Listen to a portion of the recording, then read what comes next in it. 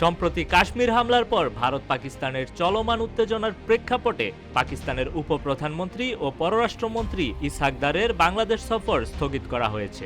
বৃহস্পতিবার সন্ধ্যায় জারি করা এক সতর্কতামূলক বিজ্ঞপ্তিতে পাকিস্তানের পররাষ্ট্র মন্ত্রণালয় জানিয়েছে, অপ্রত্যাশিত পরিস্থিতির কারণে উপপ্রধানমন্ত্রী ও প্রধানমন্ত্রী আগামী ২৭ এবং ২৮ এপ্রিল বাংলাদেশ সফর করতে আসতে পারবেন না।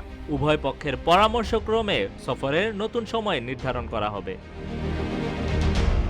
আগামী ২৭ এপ্রিল দুদিনের রাষ্ট্রীয় সফরে ইসহাক দারের ঢাকায় আসার কথা ছিল। এর আগে গত ১৭ এপ্রিল পাকিস্তানের পররাষ্ট্র সচিব আমনা বালুচের ঢাকা সফরের সময় মন্ত্রী পর্যায়ের এই সফরের দিন নির্ধারিত হয়।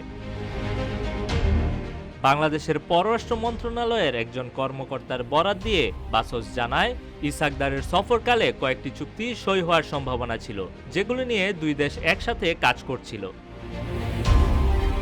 এই সফরকে বাংলাদেশ পাকিস্তান দ্বিপাক্ষিক সম্পর্কের ক্ষেত্রে একটি গুরুত্বপূর্ণ অগ্রগতি হিসেবে দেখা হচ্ছিল, কারণ এটি গত ১৩ বছরে কোন পাকিস্তানি পররাষ্ট্রমন্ত্রীর প্রথম ঢাকা সফর হতে যাচ্ছিল। দীর্ঘদিনের সম্পর্কের স্থবিরতা কাটিয়ে উঠতে এবং দ্বিপাক্ষিক সম্পর্ক স্বাভাবিক করতে এ সফরকে কূটনৈতিক অঙ্গনে সম্ভাব্য ইতিবাচক পদক্ষেপ হিসেবে বিবেচনা করা হচ্ছিল। তৌহিদুর রহমান, রূপালী বাংলাদেশ।